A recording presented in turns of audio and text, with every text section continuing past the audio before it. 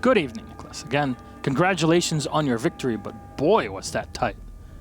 That was very tight, and I mean, I knew for a fact that Sisu, were quite good. I know Reddit don't think they're that good. I know there are people saying they aren't that good. Relegation coming up, yada, yada, yada. You give this roster a few more weeks of practice, and they will defend that to the best of their ability. Yeah, definitely so. There's going to be tough competitions coming up from relegations. We'll see that in just under a month, actually, before we head to Japan for relegations. But first of all, I want to kick it off with the ban phase. You guys removed the sledge. Is this to try and not have him combo with the buck, or what was the mindset behind it? It's one of those picks that you take for granted, I guess we can call them, where you always have him. Kind of like Smoke doesn't get banned a whole lot despite how strong he is. And then it enables the castle play a lot more, obviously, as you saw. We played that quite a bit. Yep. So removing that, we know Chat also likes to play it, so it's one of those, like, we take him away from it, take away, or enable the castle play, etc. They lose 2 grenades, they don't play Bok, and it's just a good time, I guess. Now, on the other side, you guys were running the double heart breach of both the Habana and the Thermite quite consistently, which Sisu were not. Do you think that really gave you an advantage and more flexibility on your attack? It definitely does. I mean, it's when the mirrors open, Hibana becomes so much better. And we always play Thermite by default. Most teams do when this is banned. It gives you a bit bigger breach. You don't really get denied that whole often because you got Thatcher. You can't ban it trick almost any wall on this map effectively. Them only running Hibana was a big surprise to me. And on our last defense, I really, really wish that we reinforced off bench as well, because we had a big open hole that shouldn't be there, and they only have 1 heart breach. But then again, I mean, Fabian just wanted to show how good he is, so he was like, I'll take it, guys. You know, you just all die, run into the crosshairs. I'll clutch it to be forward Uno. Don't worry about it, and made up for it. How was it in that? Were you guys able to give him some sort of info, or? No. Listen. It's 2v4. So I peeked the fucking drone. Sorry, I peeked the drone. I'm very sorry about that. Go ahead. I peeked the drone. And I die, and I'm very triggered by this, and I'm like, okay, guys, I screwed up. And then, you know, Faction 6 me up, Mutaho, and then Uno gets a refrag. I'm like, okay, maybe we can win now. Uno dies, Fabian's 1v3, and I'm like, okay, we lose now, it's over, whatever, no interview. And then Fabian brings it back. It's 1 versus 1. We know that the user is in prep room, the small room next to the kitchen, and he asks, do we have any cameras? And we say, no, we have 1 default cam. It's like in Narnia. It's so far away. So Fabian sits there like, I think he has diffuser now, and he's like, I'm gonna walk over here. And then, you know, he texts with the drone, walk over here again, and then Uno goes, oh, bait it, shoot, do something. And Fabian's like, no, I'm gonna keep walking. And then, you know, Thatcher peeks at the planting, and Fabian gets a good flick off. And first thing that goes like, let's go, because Japan Dream is alive. Yeah, it definitely is with that victory. I mean, in that spot, you could see Fabian aiming at the head level off of the kitchen bench, and then instantly flicks to. It's like, oh no way, he actually wins that, but he did. Lord Fabian. Did indeed. Yeah, I mean, if we weren't blessed by his interview, at least we were blessed by his presence in the game, and also his use of language as well in this interview, which I apologize for.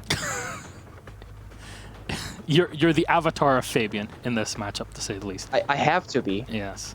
In the meantime, he'll be off playing some strategy game, I'm very sure. But Pengu, thank you very much. Again, anything you'd like to say at the end of this game, and with the G2 Japan Dream still alive?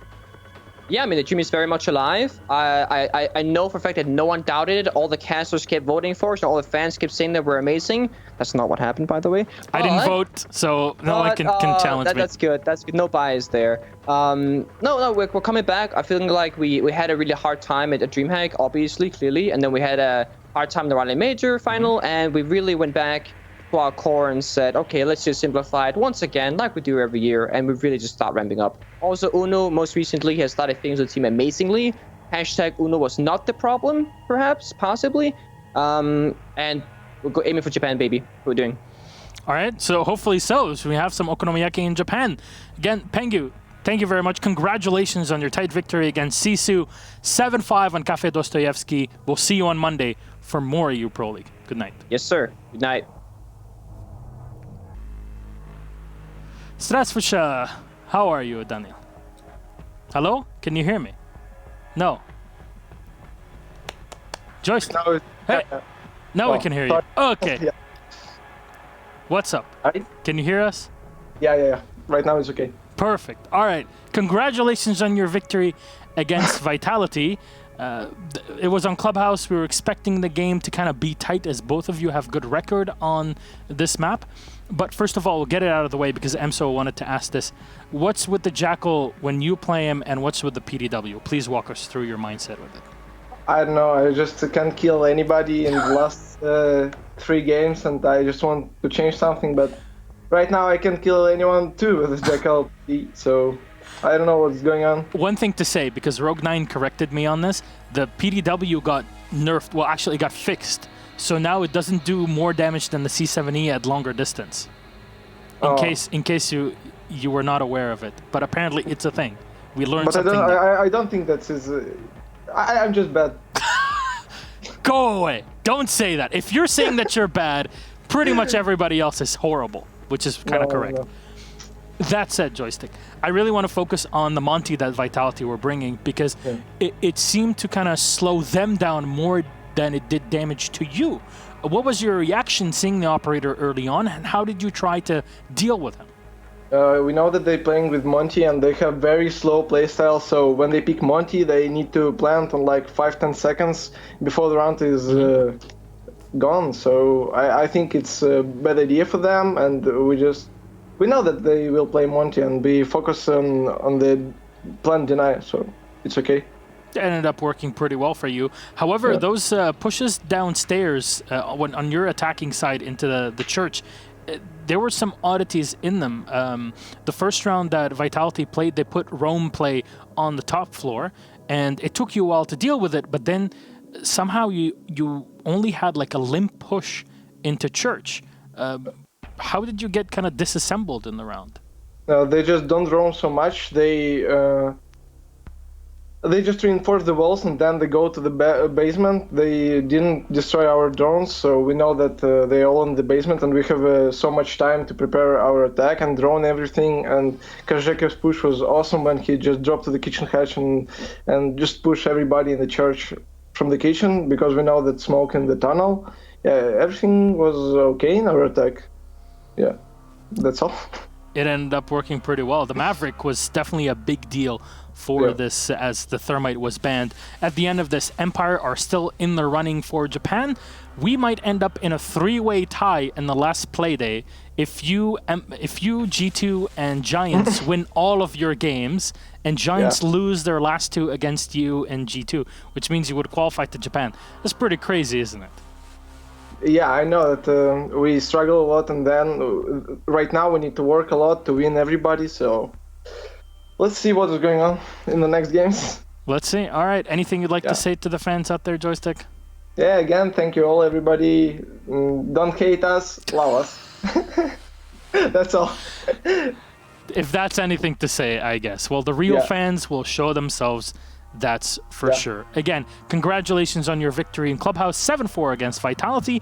We will see you on Monday. Your next game will be against Chaos. So let's see how that goes. Good night. Bye-bye, Chris. Yeah, good night. Good luck to the other teams. We have our interview ready. Let's have a quick chat with Cuphead.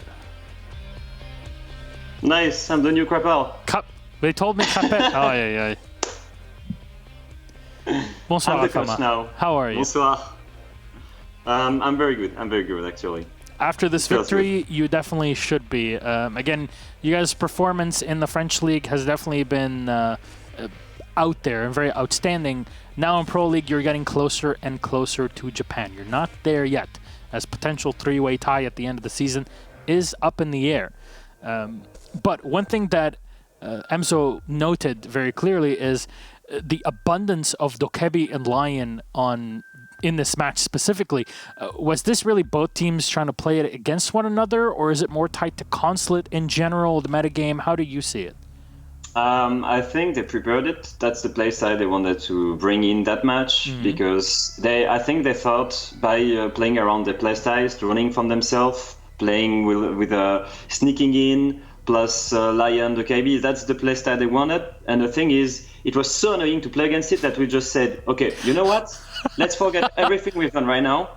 we're going for that kind of gameplay. I think it's working well against them. Let's just trust ourselves, play around that playstyle. We never practiced it, but let's go around it. Oh, please, as if you cannot run Lion Dokebi and still win off of it. Come on, man. Yeah. We've seen it in the past. It's just, it's not really methodical, but I don't know, like when your team is feeling confident about it, about that move, everyone is just following it and it worked perfectly. All right, so that was one part of it. Again, the Mira plays were out there, and we don't usually see Mira in play for EU for, I guess, obvious reasons at this point. What was your idea going into it? How are you trying to kind of meld the operator to your sights? Is there anything that really stands out in strats? Well, first of all, Mira is an extended vision, right? So you take a control of a zone from another room. And the thing is, well, on Garage it's been proven, it's been used a lot of times. And it's still really powerful, especially for bathroom, when you try to do a little bunker in the middle floor. Yeah. You have that bathroom angle on piano, which means they can't play vertically on Garage if they don't come in bathroom and kill the guy in bathroom.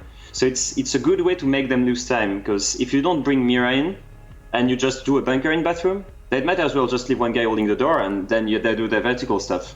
And so it was useful in that way. How does that compare to the way you and your team also play the Echo? Because you really played in a very close and tight supportive way that no other team really has been able to replicate so far.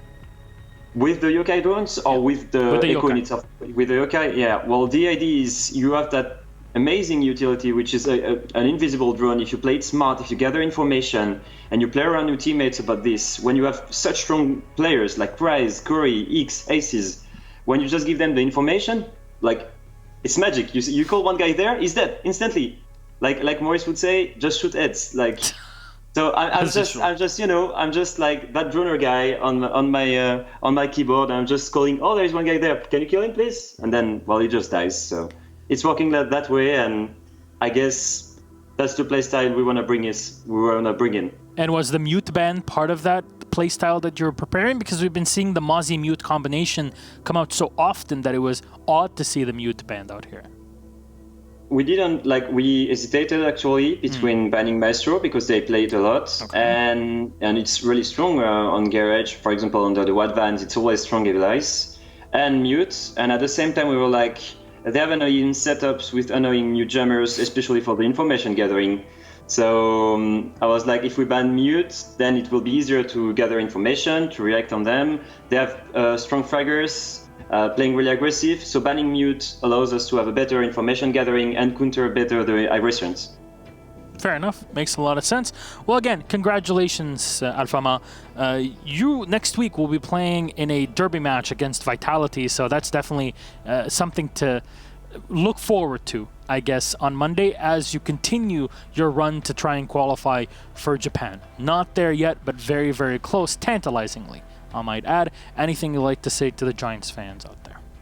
Yeah, obviously to the Giants fans, especially including my family. I have to say my mother has been really supportive of my family. Always on Twitter, always so yeah. happy. It's very cool when you see parents that are so invested, I would say. Exactly, yeah, very invested in what their sons and daughters are doing in esports. So yeah, I just wanted to say a big thank you to my mother and to my friends that are out there always supporting, and obviously the rest of the Giants fan base growing every day. It's really cool. All right, yeah, you're gonna make me tear up. Thank you very much, Leo. Good night, bonne nuit, bye bye. Goodbye.